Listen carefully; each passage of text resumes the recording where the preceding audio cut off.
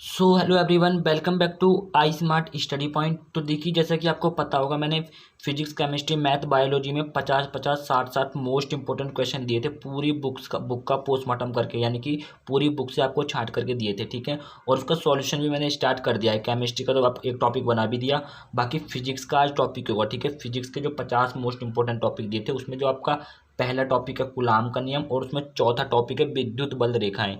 तो इन दोनों टॉपिक को आज क्लियर करेंगे। दूसरा और तीसरा टॉपिक जो है वो थोड़ा बड़ा है, तो उसको मैंने गैप किया, इसके बाद आएंगे। ठीक है, वो दोनों टॉपिक। ठीक है, तो वेरी वेरी इंपॉर्टेंट 2023 के लिए। और टारगेट जो अपना 90% प्लस है वो आपको रखना है। ठीक है, जिंदाबाद, और आएगा ही आएगा। ठीक है, तो पहला टॉपिक कूलाम का नियम, देन नेक्स्ट टॉपिक अपना विद्युत बल रेखाएं। ठीक है, इनको पढ़ेंगे दोनों को। बहुत इजी तरीके से आपको समझाने वाला हूँ, पूरा का पूरा दिमाग में आपको छप जाएगा, समझ लीजिए, फोटोकॉपी कर दूंगा आपके दिमाग में। ठीक है, दोनों टॉपिक की।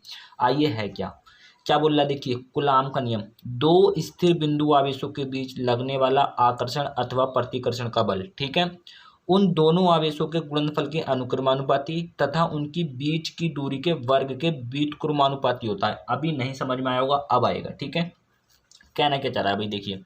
अपने पास दो आवेश हैं। ठीक है, Q1 आवेश है। ठीक है, ये Q1 आवेश है, और ये अपने पास Q2 आवेश है। ठीक है, इन दोनों आवेशों के जो बीच की दूरी है वो अपनी r है, और r ही होती है। ठीक है, इन दोनों के बीच की जो दूरी जो है वो r है, और इनके बीच जो बल लग रहा है वो अपने लग रहा है F। ठीक है, क्या बल है? F बल है। ठीक है, तो क्या कह रहा है भाई, ये कह रहा है कि दो स्थिर बिंदु आवेशों के बीच लगने वाला आकर्षण अथवा प्रतिकर्षण का बल। ठीक है, तो ये जो बल है आपका F, वो आकर्षण और प्रतिकर्षण दोनों का है। ठीक है, आकर्षण अथवा प्रतिकर्षण का बल उन दोनों आवेशों के गुणनफल के अनुक्रमानुपाती। क्या कहना चाह रहा है, देखिए, जो इन दोनों के बीच जो ये बल लग रहा है F, ठीक है, ये अनुक्रमानुपाती है किसके? दोनों आवेशों के गुणनफल के। बोल रहा है ना कि उन दोनों आवेशों के गुणनफल के अनुक्रमानुपाती। ठीक है, तो इन दोनों आवेशों के गुणनफल के अनुक्रमानुपाती होता है, यानी कि Q1 Q2, ये इन दोनों का गुणनफल हो गया, और इसके अनुक्रमानुपाती है बल। ठीक है, तथा उनकी बीच की दूरी के वर्ग के व्युत्क्रमानुपाती होता है, यानी कि यही जो बल है अपना F, ये व्युत्क्रमानुपाती होता है किसके? इन दोनों आवेशों के जो बीच की दूरी है R, इन दोनों आवेशों के जो बीच की दूरी R है, उसके वर्ग के व्युत्क्रमानुपाती होता है। कह रहा है ना कि अनुक्रमानुपाती तथा उनके बीच की दूरी के वर्ग के व्युत्क्रमानुपाती, यानी कि भाई दूरी क्या है? R, आर है ना, तो इसका वर्ग हो जाएगा 1/r², वर्ग हो जाएगा r²। अब बोलेंगे कि सर आपने 1 में क्यों लिया? देखिए, सीधे अगर बोलेगा तो सीधे तो हम ऐसे कर देंगे, लेकिन जब भी व्युत्क्रमानुपाती बोलता है, वो अगर किसी भी चीज का व्युत्क्रमानुपाती बोल रहा है तो 1 में लेते हैं।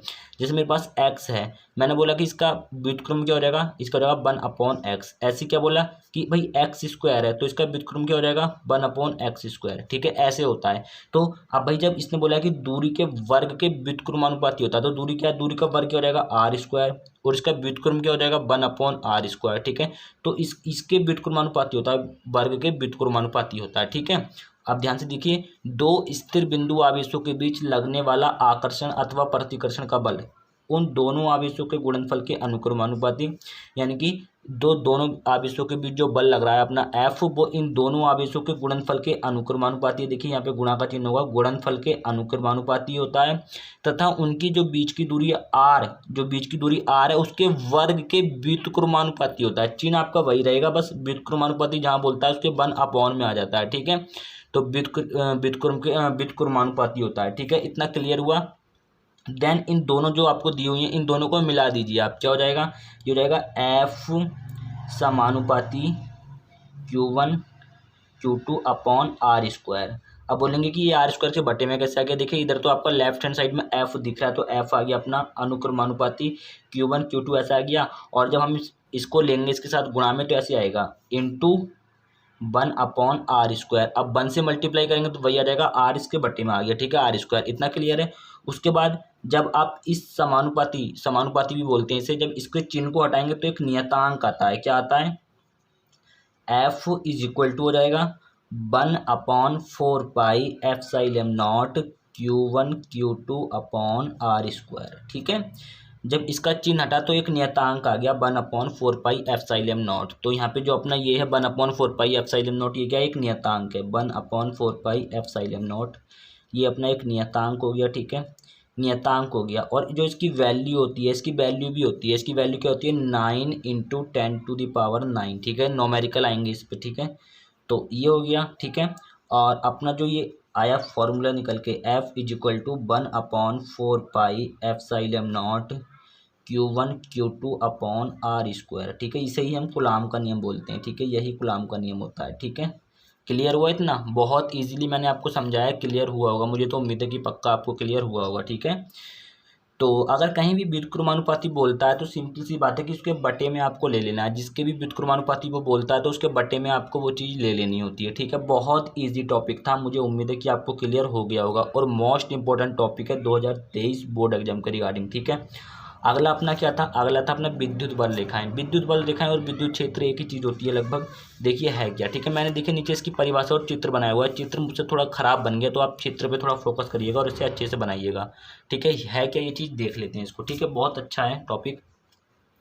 विद्युत बल रेखाएं क्या होता है? वह काल्पनिक रेखा, देखिए जो विद्युत बल रेखाएं हैं वो एक काल्पनिक रेखा है। काल्पनिक मतलब हमने कल्पना करी है, ठीक है, एक तरीके से कल्पना करी है, हमें दिखाई नहीं देती हैं वो रेखाएं, ठीक है।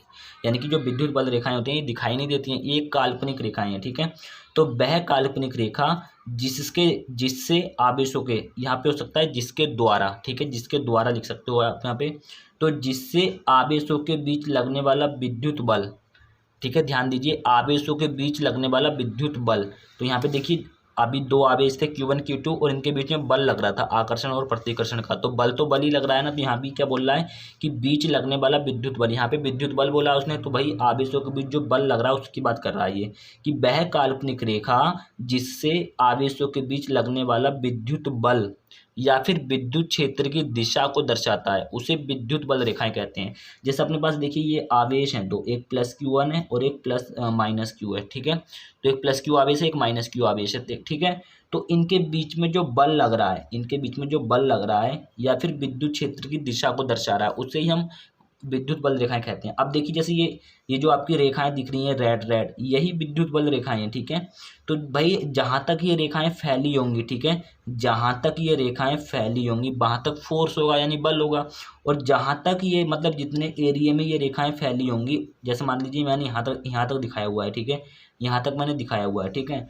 तो जो इतना एरिया है ये विद्युत क्षेत्र है, विद्युत क्षेत्र है ना। तो इस विद्युत क्षेत्र को कौन दर्शा रहा है? इस विद्युत क्षेत्र को बताइए कौन दर्शा रहा है? भाई जितना ये रेड में आपको दिख रहा है, ये इतना एरिया जो दिख रहा है आपको, ये कौन दर्शा रहा है? ये रेड तो दिखा रहा है, रेड जो लाइन दिख रही है आपको यही तो दर्शा रही है, और यही लाइन कौन सी होती है? विद्युत बल रेखाएं होती हैं। तो वही तो मैंने बोला कि वह काल्पनिक रेखा जिससे आवेशों के बीच लगने वाला विद्युत बल या फिर विद्युत क्षेत्र, मैंने बोला ना विद्युत क्षेत्र। अब भाई विद्युत क्षेत्र की दिशा को देखिए दिखा रही है ये, ठीक है, ये विद्युत क्षेत्र की दिशा है ना, तो विद्युत क्षेत्र की दिशा को ये दिखा रही है, तो उसे हम विद्युत बल रेखाएं कहते हैं। समझ में आई बात समझ में आई या नहीं आई? ठीक है, नहीं समझ में आई तो मुझे कमेंट सेक्शन में जरूर बताइएगा, इसका टॉपिक मैं अलग से लेके आऊँगा एक, ठीक है। बहुत इजी टॉपिक है, और इसका देखिए पीडीएफ आएगा शाम को, एक मोस्ट इंपॉर्टेंट पीडीएफ आएगा, ठीक है, हल्के में मत लीजिएगा, ठीक है। इसके हम गुण देख लेते हैं, आपको गुण जरूर पढ़ने हैं। क्या बोल रहा है कि विद्युत बल रेखाएं धनात्मक आवेश के लिए अंदर की ओर तथा ऋणात्मक आवेश के लिए बाहर की ओर। अब देखिए यहाँ पे देखिए धनात्मक आवेश है, ठीक है, धनात्मक आवेश के लिए हमने शायद थोड़ा उल्टा लिख दिया कि विद्युत बल रेखाएं धनात्मक आवेश के लिए अंदर की ओर, यानी कि देखिए धनात्मक जो आवेश है, ये धनात्मक आवेश है तो इसके लिए अंदर की ओर आती है। कैसे? अंदर की ओर, ठीक है, मैंने बाहर की ओर कर दिया गलती से, अंदर की ओर आती हैं, ठीक है, ठीक है। तो विद्युत बल रेखाएं धनात्मक आवेश के लिए अंदर की ओर तथा ऋणात्मक आवेश के लिए बाहर की ओर होती हैं। अब ये ऋणात्मक आवेश है ये वाला, ठीक है, तो इसके लिए बाहर की ओर होंगी, ठीक है, किसके लिए? इसके लिए बाहर की ओर, ठीक है। पहला गुण आपको क्लियर है, मुझे उम्मीद है कि आसानी से ये गुण आपको याद हो जाएंगे, ठीक है। तो विद्युत बल रेखाएं धनात्मक आवेश के लिए अंदर की ओर तथा ऋणात्मक आवेश के लिए बाहर की ओर जाती हैं, ठीक है। विद्युत बल रेखाएं हमेशा धनात्मक आवेश से ऋणात्मक आवेश की ओर जाती हैं, यानी कि क्या कर रहा है कि देखिए धनात्मक आवेश है तो ये जो विद्युत बल रेखाएं हैं वो हमेशा इस धनात्मक आवेश से ऋणात्मक आवेश की ओर जाएंगी, ठीक है। देखिए मैंने इधर को बना भी रखा है ये, ठीक है। तो धनात्मक आवेश से हमेशा ऋणात्मक आवेश की ओर जाएंगी, ठीक है। दूसरे भी ऑटोमेटिकली क्लियर हो गया होगा।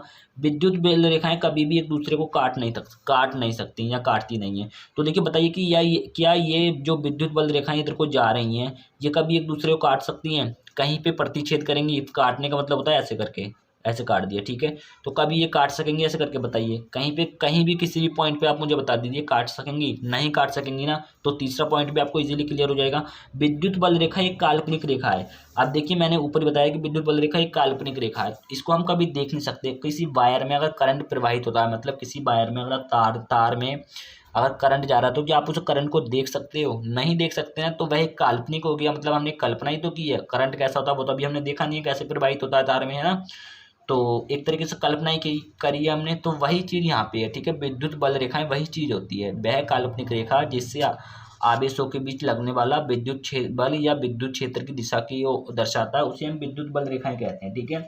ये थोड़ा सा टॉपिक आपको अटपटा सा लगा होगा, लेकिन याद रखिए बस भाई, ये जो आपका विद्युत क्षेत्र है, इतने क्षेत्र को कौन सी रेखाएं दर्शा रही हैं? जो आपका ये इतना क्षेत्र है, इतने क्षेत्र को कौन सी रेखाएं दर्शा रही हैं? यही तो दर्शा रही है, रेड रेड वाली।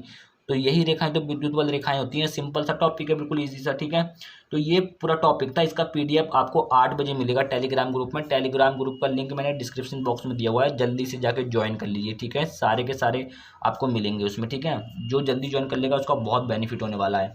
मैं गारंटी देता हूँ कि इनको समेटने वाले हैं हम जल्दी जल्दी टॉपिक को, ठीक है। सारे टॉपिक को जल्दी जल्दी समेटेंगे हम, ठीक है।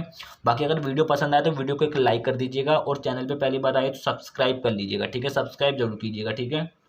इससे हमारा भी हौसला बढ़ता है, ठीक है। तो मिलेंगे किसी नेक्स्ट वीडियो में, तब तक के लिए जय हिंद, वंदे मातरम, भारत माता की जय। यदि आपका कोई भी टॉपिक हो जो आपको अलग से चाहिए, तो उसका जो नाम है वो कमेंट सेक्शन में बता दीजिएगा, ठीक है। उसका सॉल्यूशन भी आपको प्रोवाइड करा दिया।